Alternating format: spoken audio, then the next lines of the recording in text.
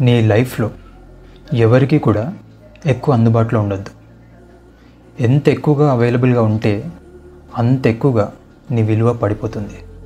For example, water మన ఎగ్జిస్టెన్స్కి చాలా ముఖ్యమైనది. వాటర్ ఎక్కువ దొరుకుతుంది అనుకోండి, అప్పుడు మనం ఏమాత్రం స్పృహ లేకుండా బకెట్లు పారబోస్తాం. అదే వాటర్ దొరకట్లేదు అనుకోండి, మనం ఎన్ని వేల కిలోమీటర్లైనా ప్రయాణించి ఎంత డబ్బైనా చెల్లించి ఒక్కో డ్రాప్ని జాగ్రత్తగా వాడుకుంటాం. ఇది హ్యూమన్ సైకాలజీ. నేచర్లో అయినా మన లైఫ్లో అయినా ప్రతి దానికి ఒక ఉపయోగం ఉంటుంది. కానీ అదెంత తక్కువ దొరికితే దాని విలువ కూడా అంత పెరిగిపోతుంది. జస్ట్ మన అవసరాలకి సరిపోతున్నప్పుడు కూడా మనం దానికి ఇచ్చే విలువ కొంచెం బ్యాలెన్స్డ్గానే ఉంటుంది. కానీ ఎప్పుడైతే ఒకటి మన అవసరానికి మించి దొరుకుతుందో ఇంకా మనం దాని గురించి ఆలోచించాల్సిన అవసరం లేదనుకుంటాం, గ్రాంటెడ్గా తీసుకుంటాం. మనుషుల విషయంలోనూ జరిగేది అదే.